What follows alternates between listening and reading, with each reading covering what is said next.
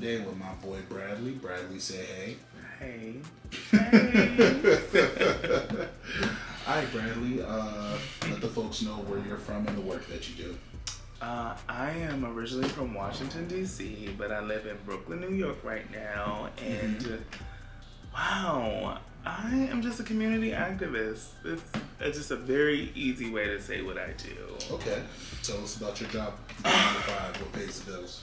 What pays the bills is community activism. Nah. The actual job. No. So the actual title is called Testing and Navigations Coordinator. So what I do is I go out to the bridges and the parks. In New York. Yes, in New York, at the train stations, wherever there are homeless people, substance users, sex workers, things of that nature, to provide services for them like HIV testing, Hep C testing, link them to care if they need it, and just show them somebody cares. Okay. Yeah. What brought you into that job that you work currently? So what brought me to the work, I just always knew that my life was to be of service, right? So it just took a while to get there and figure out what it actually looks like. So I started volunteering at some, so others may eat on O Street, like North Capitol and O Street. Yeah, that used to be on New York Ave back in the day, and then they moved it. Yeah, so like, let's just backtrack a little bit. One day I was sitting at my dead-end job at the dry cleaners. Can you give us that year? I believe it was 2015. What year were we roommates? That's when we were roommates, yes. 2015. And I was there, nothing was going on, and I just was like, I'm not a bad person, but I'm not necessarily a good person. Yeah. And I know that I want to do a lot in my life, but I'm just here, like, existing, and it just brought me to tears. So I bought a composition book, and I wrote on the front of it, like, get your shit together, or something like that. And I would write inspirational quotes in it. And I remember turning all the way to the back and putting things that make me feel whole. And connecting to a higher power was one of them.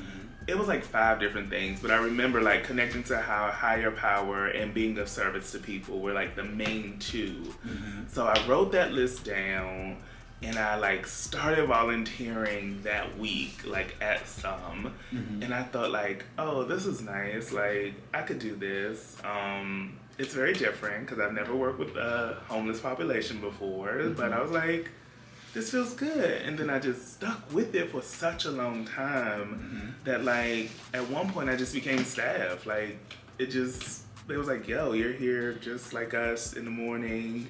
You stay late. We've never had a volunteer like you. And I just was thank you. People aren't doing this? You're telling me people aren't doing this?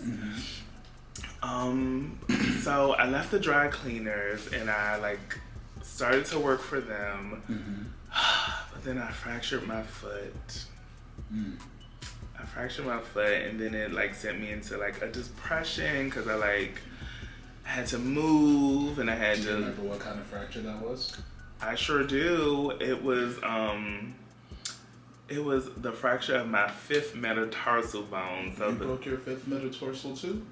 The bone that connects your pinky bone to your ankle, and where I fractured mine was at the tip where there was low blood flow. Wow, you fractured yours in a bad place. I fractured mine's back in the bigger part of the bone, making a tackle in college. Lucky you, because I'm sure it healed quicker. I was oh no, it still gives me pain. Oh man, yeah. Sometimes I have that phantom pain situation. I still got the big screw in my foot. You know what? I actually did not have to get surgery. When I was supposed to get surgery, my insurance collapsed. And I was no, oh my God. But life worked out for me because it healed. Anyway, I'm rambling. No, that's important. I was actually going to say, tell me about what depression was like for you at that part of your life. I didn't want to kill myself, but I didn't see the end of it because I had to quit my job. Well, I didn't quit it, but they like were like, yeah, we ain't got nothing for you. Like, we ain't got no disability or nothing for you. We aren't gonna fire you, so you can't collect unemployment.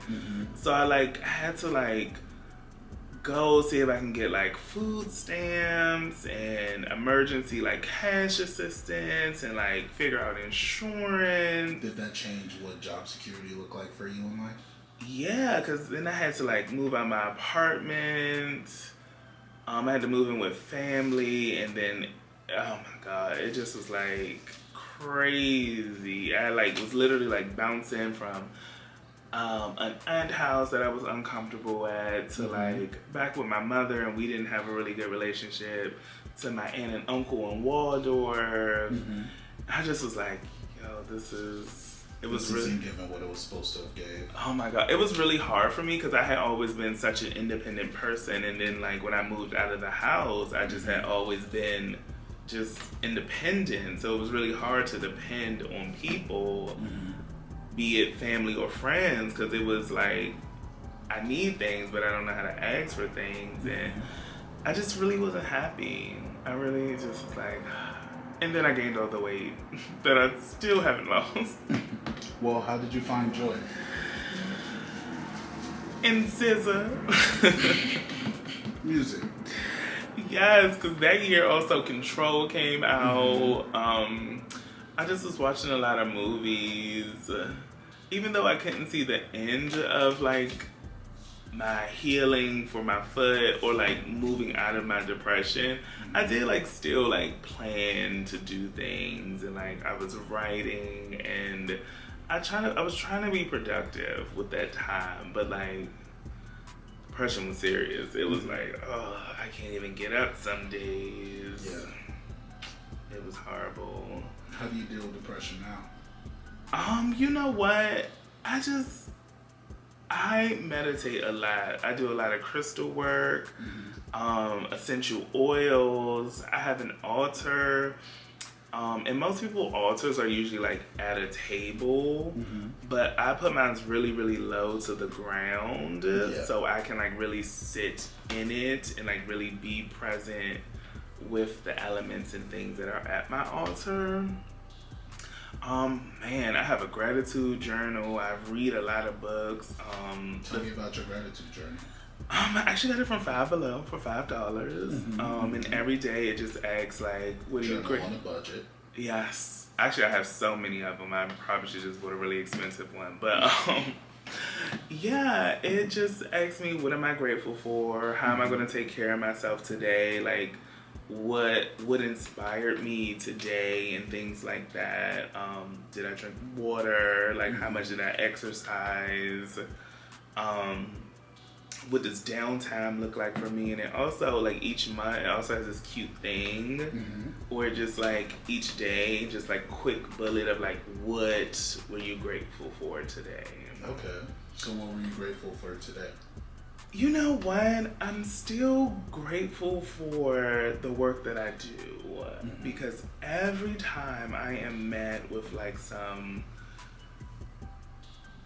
office politic, white supremacist, we do good work, white savior bullshit, I'm always ready to like throw in the towel and be like, I'm gonna just marry a white man and participate in corporate greed. But like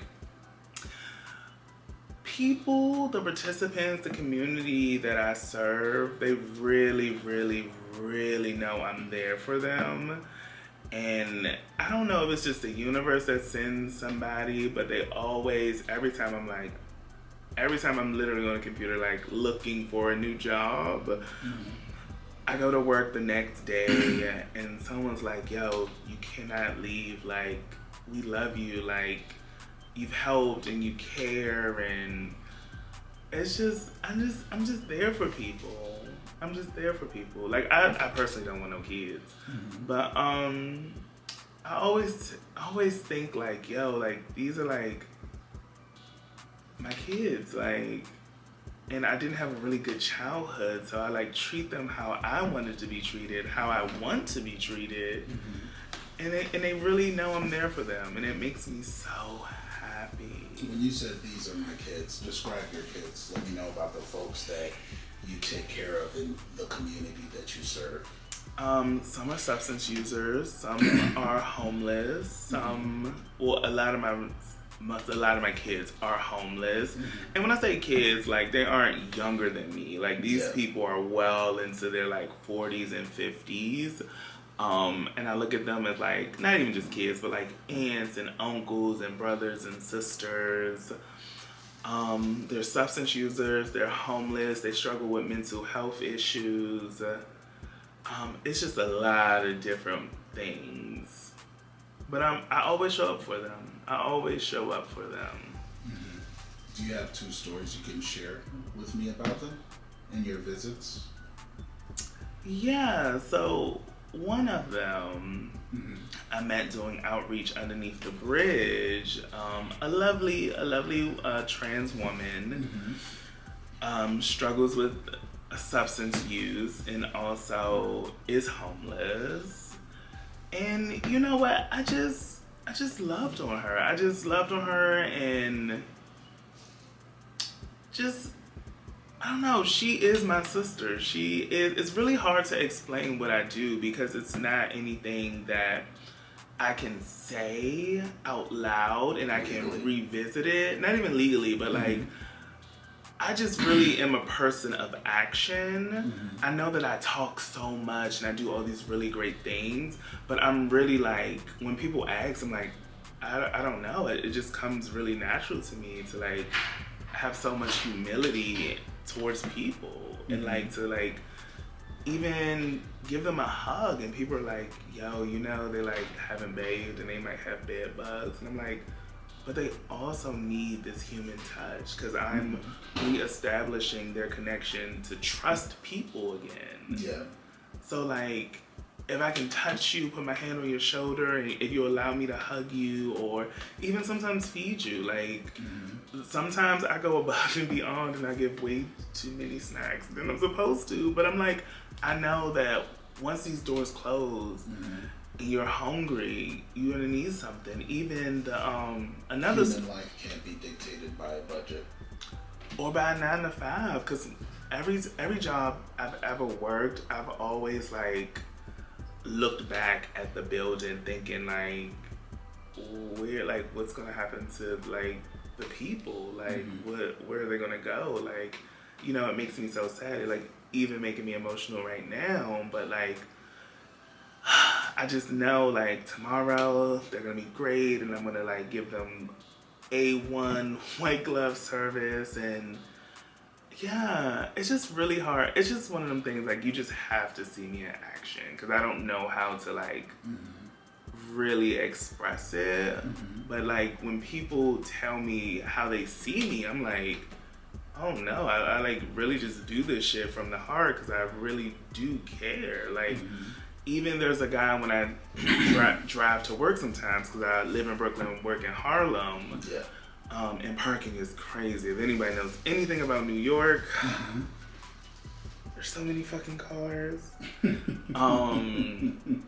Yeah, like, even there's a guy on the Brooklyn Bridge. I'm like, I can't give you money every fucking day, sir, but I know there's these snacks out here, and I'm gonna take as much as I can because I'm not driving every day, but I want to make sure you good for the week or good until I see you again.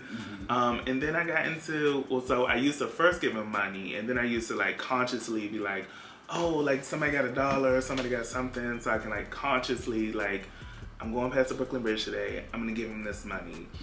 And then it just came to a point where I'm like, this man needs something. This man is collecting money because he needs something. So one day, traffic, I'm just like, hey, like, 1, what's your name? And 2, what do you need? Like, what do you need? So when you are collecting, if I can get you what you need, all this money that you're collecting is just for whatever you're collecting. So he told me, his name is Skip. I can tell you his name is Skip. So Skip, yeah, I just started getting him what he needed. And then he told me one day, I hadn't seen him in a while, and I just had stuff in my trunk for him. And he's like, yeah, me and my brother, we are like about to lose our housing, and I'm like, you have a brother? Like, what also does he need? So I can like, because if you guys are together and you bringing all this home because I'm giving you this, let me help him out too. Yeah. So if you have one more person you can provide for, you know, it's instead of just everything Skip, it's like Skip and his brother. I can give them more things because there's two people instead of one now. So yeah, and this story with Skip, and then we have. So I have reestablished this trust for people within Skip, so Skip can be honest about his substance use, right? So, and that's not me judging him, that's me saying, are you using safely? Because also I work at a harm reduction organization where we understand like, in a perfect world, everybody's fucking abstinent from every vice that everyone has, but we also understand that like, this helps reduce the risk until they're ready for abstinence. So like, Skip was really honest with me. So now I can provide him with fresh syringes. I can give him a sep container so he can dispose of his syringes. So he's not just throwing them in the garbage or throwing them in the parks or wherever he's at. I've offered testing to Skip. Like, I will come to you and test you right there. Like rapid testing. Do you need housing help, Skip? Like, I will park my car, walk up and down the street with you so I can get you what you need. Because I don't want you to miss any money right here, right? So these are the things that, like, I just think about sometimes. And I'm so grateful for the person that I am. Because I could be a mean girl, but... Yeah. Yes, but, like, when I sit in a car and I think of, like, all the fuck shit that happens like at these organizations, including mine. Just tell me about some of the fuck shit. Do you got a few days? Do you got parts to your life? I just think when white people are the head of an organization that serves black and brown people, they don't have the lived experience of black and brown people. They tend to make decisions based off what they think will work, based off of their experiences, based off of some data or research bullshit they've read. So they're not listening to what the black and brown people say is and is not going to work, which just frustrates me so much. Yeah, because people aren't numbers on a paper. People aren't numbers. And the beautiful thing about me is, like, I'll get you your numbers, but I'm also people-centered first. What do the people need first? Because they're not going to come to me if I'm just like, and first of all, I think another thing is, they think these people stupid. Yeah. Flat out think they're idiots. But these people know when I first started coming out there, they're just like, we know you're just another organization to promise us stuff because you need numbers. They know this. They know this. And then we don't have an incentive to give them things all of the time. So it's just like, you want me to pull numbers, but you're not giving me time to connect with people. And this is the whole job. This is the whole organization. Yeah. And if we believe in harm reduction, you're not reducing harm by like rushing everything. So, I'm public enemy number one because I do speak up for my community. And so you're the enemy for speaking up for your community. I am. That you care about. And that you actually go and see in person. And you know what? I've had a lot of disciplinary action write-ups that are not focused on, Bradley's nasty to the participants. He has a nasty attitude towards the participants. He's not making his quota, blah, blah, blah, blah, blah. It's always Bradley has an attitude with upper management. Bradley is this, Bradley is that. And I always have to sit there and advocate for myself. One thing is very true about me. I am not new to this work. I am very, very true to it. So if you are fucking with my community, you are fucking with me. Yeah. And I don't think white people get that. And it just, that white savior complex of like, oh, I'm doing this good work for these people and they appreciate it. And it's like, but are you? But are you though? Because you're causing harm to the black and brown people who are doing the work. When you say, but are you, what would you like them to consider when you ask the questions, but are you? Consider the opinions of the people who work the front line. Like, period. Just consider those opinions of like, you hired us because we have lived experience. You hired us because we care. You hired us because we have humility for this population of people. But you're not listening to what we're saying. So how does that work? How does that work in the grand scheme of things? Yeah. It doesn't. And like I said, I work for a harm reduction agency, and they're really, really good at reducing harm around substance use. Tell me more. They're really good at the syringe exchange, the safer consumption and injection sites, overdose prevention, responding to those type of things. But they're not people-centered. They're just not people-centered. There's a lot that goes on with black and brown people. We all know the health disparities. We all know the intersectionality of people's lives. And it's just like, substance use is not the only one at all. So it's just like when I say these things, they're like, but we're working on it. And I'm like, no, you're working on the substance use part. You're not working on the overall person. Yeah. Which I do and which people love me for. So that frustrates me a lot. A lot.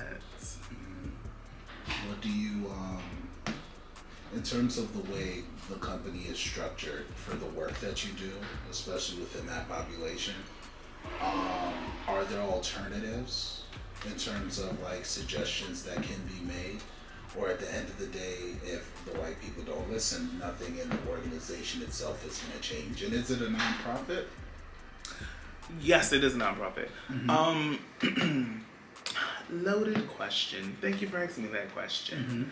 I think that senior leadership should not be senior leadership. I think Tell me more. Let's break that down right there. So I think in the grand scheme of like nonprofit work, organizations that work for black and brown people, they always have like a corporate structure, right? And so if we are trying to dismantle like white supremacy and like policing of black and brown bodies, why are we still using capitalism as a model for what we do? So I totally get it. Like, we need senior leadership, right? But it should be really like top down. Like, frontline people should be at the top of everything you do, right? Like, we're out there. Like, I am personally out there. Like, I am underneath the bridges, at the metro stations, in shooting galleries, which is something I've never done before. What's a shooting gallery? Where people go and use, usually like injection drugs and stuff like that, which is what I learned is different from a trap house, where people are usually like just like smoking weed and stuff, and like maybe popping like pills and stuff. Yeah, but here I am like, yeah, no, this doesn't work. But they love to like bark orders and say, well, I'm senior leadership, so this is the way it is. And like I said before, I'm Bradley Otis Chambers, and I am not new to this. I am very true to this, and that don't work for my community. And I'm telling you, I'm not doing it. Yeah. So that's where the disciplinary actions come up. It's like, oh, he is being assertive, and that comes off as insubordinate. And it's like, no, but isn't this what it's founded on? Like, isn't this the work that y'all do founded on people? Yeah. And I just am a daily reminder of we're here for the people, not for your own needs. Yeah. Do you ever see them go past the desk that they sit behind when it comes to the community that they serve? No, not at all. And sometimes I have to bring a person to them. Because they always, sometimes we have high need people, like special cases. And so we'll have a morning meeting with a supervisor. And then sometimes we'll have a meeting with a director and we'll like debrief them on what's happening. And they're like, well, have you tried this? And I'm just like, what like really grinds my gears is when they're like, have you tried talking to the person? I'm like, you sat your ass right there and listened to what I had to say, and you thought I just said, well, how do you think I was communicating with this person? You think we were just smoke signaling? Like, I just was, that drives me up the ladder to the roof. So, one instance, we were talking about, like, someone who, like, suffers from, like, severe mental illness, like, anything you can imagine, he's, like, kind of is suffering from it. So, like, the director's like, well, have you tried to talk to him? Have you sent him to the medical hub? Have you done this? Have you done that? And I'm like, we've done it all. Like, what do you think you just... It just blows me. So he's like, I would like to meet him. But he was avoiding him like the plague for like 3 weeks. So when they was like, oh yeah, he still hasn't met him, I was like, oh, that's crazy. I'm like, John Doe, come with me. Somebody wants to meet you. So I took him to the 3rd floor and I was like, John, this is who you wanted to talk to. So here he is right here. So I wanted to make the connection.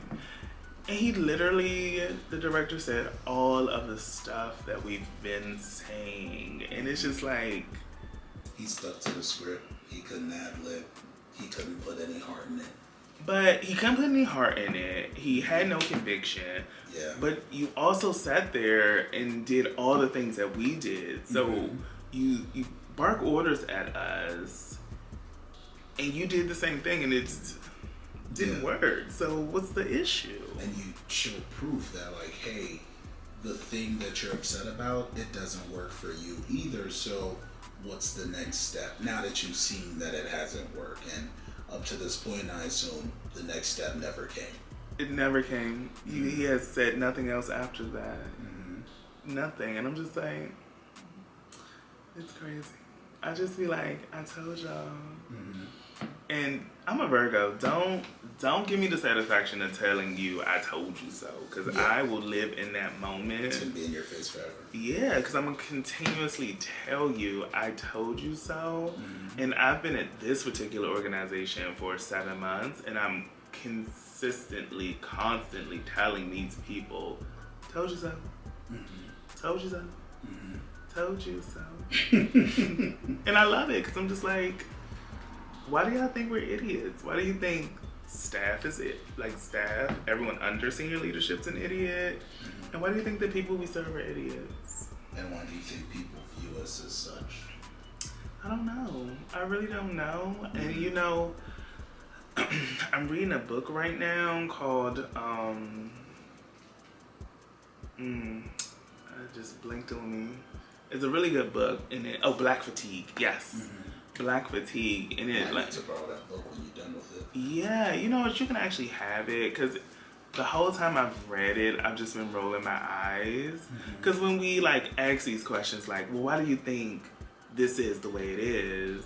And you're like, you know what? White this, white that, black this, black that. And you're like, yeah. But then when you like read about it, you're like, yo, we still going through this shit? Like, we still doing this shit? Like, we, like, every, like, meeting or training I go to, I'm like, white people, do you not see y'all the problem? Like... Well, when you say y'all the problem, like, give me an example. So, white people don't have to see race. White people don't have to see injustice. White people don't have to care because it's not their lived experience. It's not their history. Like, white people haven't gone through just generational trauma that we live through, right? So, like, even I have never been a slave. I don't know any, like, I've never had my family history tell me about a slave, but I feel the trauma from it because it was passed down to my great-grandparents, who passed it down to my grandmother, who has in turn passed it down to my mother, who has then turned to pass it down to me. So I didn't think anxiety was a real thing until I like really started doing this work. And I'm just like, I feel a lot of anxiety behind this because white people at the top are really stopping me from really helping my community. And I'm not just talking about the white people I see Monday through Friday. I'm just talking about the white people in higher positions to help. So what you're saying is... And they uphold... In order to uphold white supremacy, you have to uphold capitalism. And they're upholding it. So what you're saying is they build the foundation in these organizations, quote unquote, to help, but the way they define help isn't the way the community needs help. Asterisk. Help. Help has an asterisk by it. Yeah. And then when you take that step to actually help your community in the way your community would like to be helped, they're like, oh no, we don't do that. I'm even aggressive. though they have I'm insubordinate. the capability to help in the way that's necessary without spending funds. It just be like little things. So like, so for example, good examples. They tell me they're not giving me food anymore, right?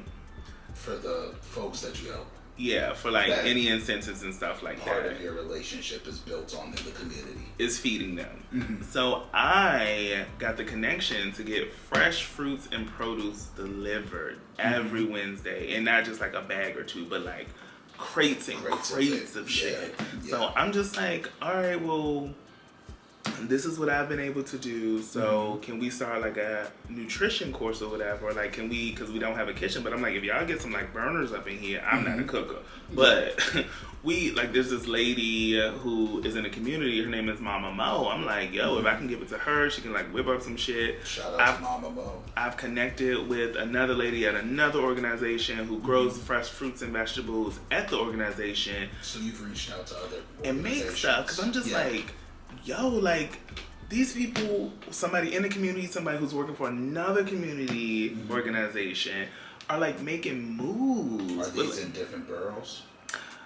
So Mama Mo lives in Harlem. She lives close to the job, and then the other borough, well, the other organization has buildings in all boroughs, but most specifically, I think the one person I'm thinking of, she works out of the Bronx, but she kind of like goes to all of them, and she like also teaches a class, because I'm also like, yo, this like food, nutrition, and like substance use go hand in hand, and I took this lady's course, and she was telling me like, yo, like nothing hit like being healthy and on heroin, like being a vegan and on heroin, because your high is just much longer. And I'm like, yo, I can like take that and integrate it into my shit, and I have. In terms of what you've learned. Yeah. I have been able to feed these people fresh fruits and vegetables.